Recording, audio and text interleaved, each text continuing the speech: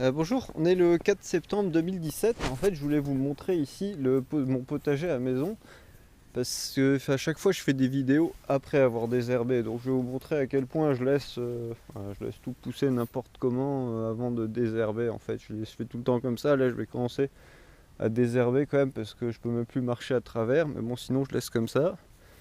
Et bon, bah c'est justement vu le temps qu'il a fait, bah ici bon il a pas gelé mais il a quand même fait très froid, il a plu, il a fait chaud, il a plu, il a fait froid, enfin ça n'a pas arrêté de changer. Je vais vous montrer les tomates en fait que je laisse passer. Là il y en a une par exemple qui est en train de se balader toute seule quoi, d'aller vers ici. Maintenant que je vais désherber, ça va être dur de m'en occuper, mais bon comme vous voyez elle a attrapé, enfin à la base, il faut que j'y retourne plus loin. Elle a attrapé le mildiou, mais les plants qui continuent en fait, il suit sa progression le mildiou, mais ils arrivent quand même à faire des tomates encore, qui ont l'air relativement saines. Bon, certaines sont attaquées, mais justement c'est comme ça avec les autres plants de tomates. Le seul truc c'est que là pour le moment c'est difficile d'y aller, je veux pas les blesser trop, je préfère en fait vraiment ne pas affecter, parce que là encore une fois, vous pouvez voir il y en a une belle, et ça pareil, elle vient d'un plant. Je viens de la même base. Tiens, là il y a une limace, il y a des limaces qui sont en train de nourrir. Celle-là, là pareil, on a une cerise. Elle fait encore des tomates, même si c'est difficile. Elles sont toutes dans cet état en fait. Comme vous pouvez voir, elles sont malades, mais c'est à cause du temps qu'il a fait. Il y a vraiment des tomates qui sont mortes. Bah, celle-là, ça c'était une variété qui fait des grosses tomates. Et celle-là, c'est que la deuxième année que je la fais.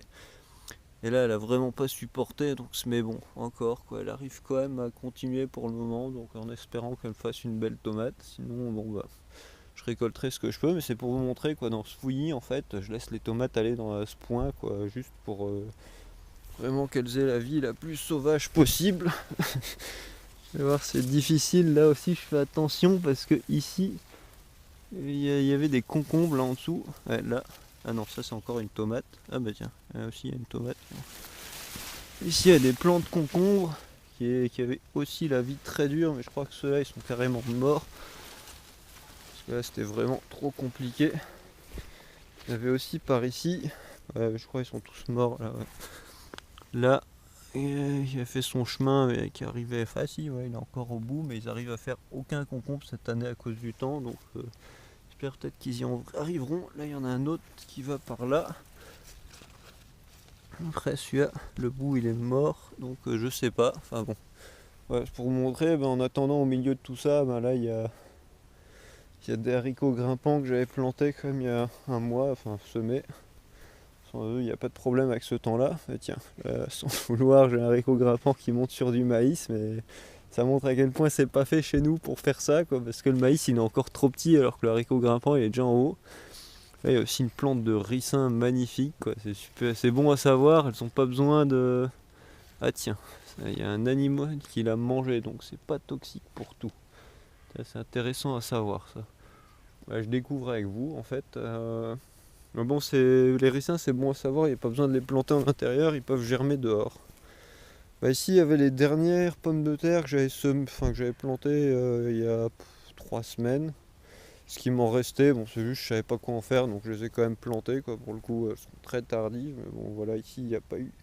Comme on peut le voir, comparé à l'autre terrain, il a fait froid, il a plu. Bon, là, il y a des limaces qui se régalent sur des plants malades, mais bon, en tout cas, ça continue à pousser, quoi.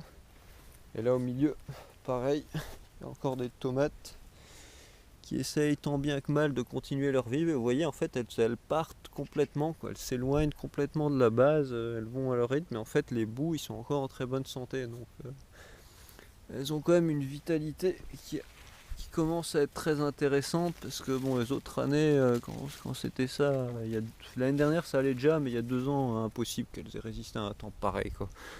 Alors que là vraiment, bah oui, là il y a on voit des traces de noir, sûrement des culs noirs aussi sur certaines tomates, elles ont même pas réussi encore à faire des tomates, quoi.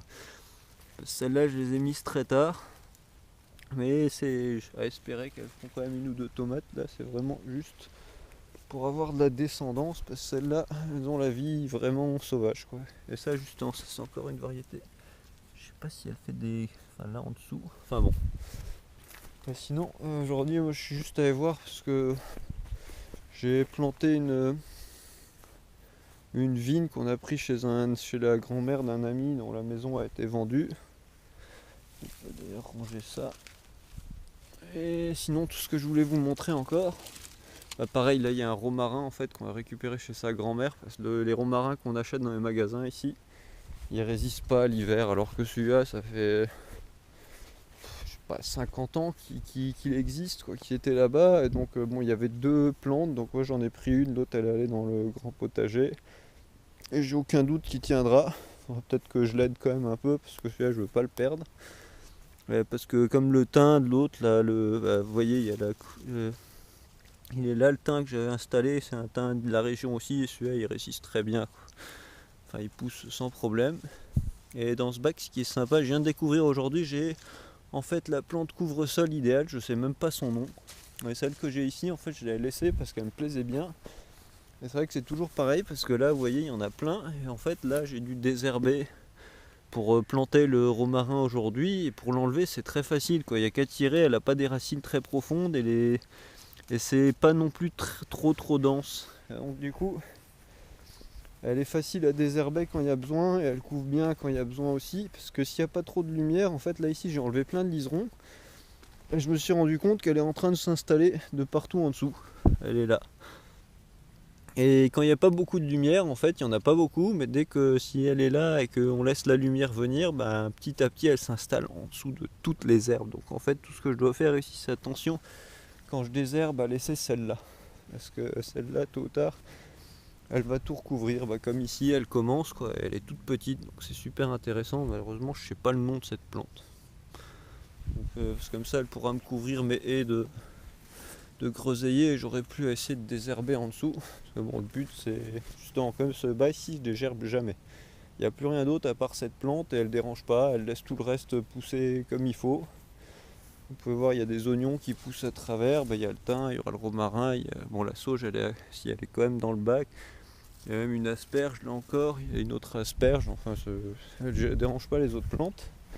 Et sinon, le dernier truc que je vais vous montrer, c'était la suite des choux. Bon, ici j'en ai semé, mais je sais pas s'ils sortiront, il faisait plus assez chaud. Bon, sinon les graines elles sont là pour l'année prochaine. Mais là c'est un chou frisé violet de l'année dernière. Et j'ai récupéré les graines, et maintenant il me refait des feuilles. Donc bon, je vais pas les manger, juste pour voir encore combien de temps il peut durer, parce que c'est intéressant. Je savais pas qu'il pouvait faire plusieurs années, parce que c'est comme ce chou là. Après bon, on me dit que mon jardin est spécial à cause de la pyramide et des orgonites, donc c'est possible. Mais vous voyez là, c'est les choux dont j'ai pas récolté les graines. Enfin si, dont j'ai récolté les graines mais que j'ai pas tué. Et maintenant ils sont en train de paumer de partout. Plein, ils sont en train de paumer n'importe où, quoi. Il y a des pommes là sur celui-là, il y en a une là, il y en a une. Il y en a plusieurs qui commencent encore, il y en a une qui commence là, enfin bon, vous le voyez. Et puis il y a cette partie qui est un peu différente, quoi. Je sais pas si elle va paumer, mais bon, on dirait qu'elle va paumer aussi. Et puis celle-là, pareil, ouais, c'est le plaisir des limaces qui aiment bien. Il n'y a pas eu beaucoup de chenilles cette année. Et ouais, elle pomme aussi, donc celui-là pareil, c'est de l'année dernière, donc c'était planté en septembre dernier, il a fleuri et maintenant il repomme. Donc c'est intéressant à savoir. Moi je savais pas, moi je pensais qu'il poussait qu'une seule fois. Sinon, y a pas. Ouais, faut que je désherbe un peu, faut me faire de la place, parce qu'ici il y a des graines d'une betterave que je veux ramasser. Non, c'est celle-là. Oui, mais ça aussi c'est de la betterave, hein. Enfin ces deux-là c'est de la betterave, c'est monté en graines. Donc ce qu'il faut montrer dans la pyramide, ça c'est un truc que j'ai découvert il y a un mois. Apparemment c'est dur de faire germer les figuiers. Ici j'en ai un qui a germé tout seul, je sais même pas d'où ni de quoi, sûrement de compost qui était en dessous. Et donc bon maintenant en fait je vais carrément enlever cette plaque là pour le laisser prendre l'air, parce que je pense que je vais le laisser, celui qui a germé tout seul. Tous les arbres qui germent ici tout seul et que je désherbe, que j'essaie de planter autre part, ils meurent. Donc voilà.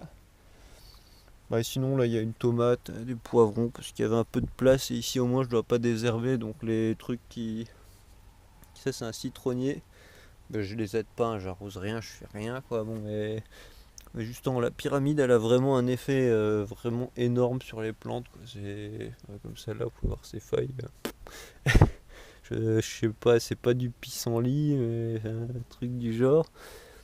Mais bon, bah ici je les mets parce que justement, vu que je dois pas désherber et que c'est quand même assez sec, bah, pour le coup ils peuvent continuer à pousser, mais vu que je les arrose pas beaucoup, bah, ils poussent pas beaucoup non plus.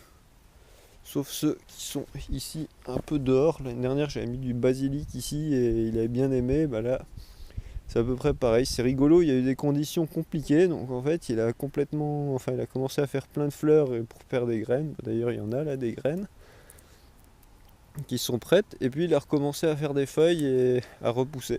Sur certaines, même là en dessous, vous pouvez voir en fait.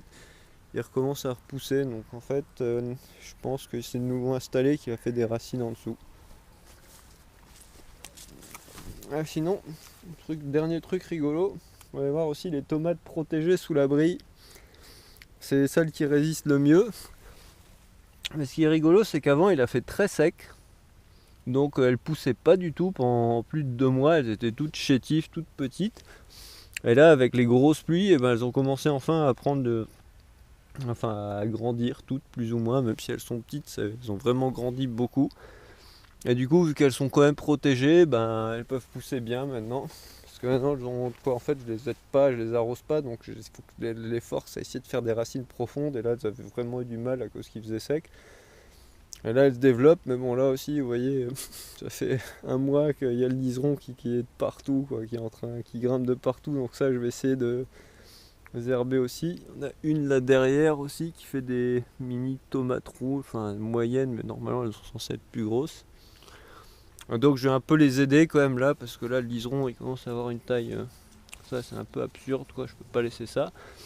Et le meilleur truc à faire, ce que j'ai remarqué, c'est pas d'essayer d'enlever tout le liseron qu'il y a sur les plantes, quoi, parce que là je vais leur faire mal aux tomates. Donc en fait c'est juste de couper le bas des liserons, comme ça il pourrit sur la plante, enfin il crève et il pousse plus. Au moins la plante continue pas d'être envahie, il y a juste les restes qui sèchent. Ouais, bon voilà, c'était juste pour vous montrer à quoi ressemble le potager avant que je désherbe. Parce que je l'ai pas fait souvent, vous voyez, les plantes font vraiment ce qu'elles veulent. Donc voilà, à une prochaine.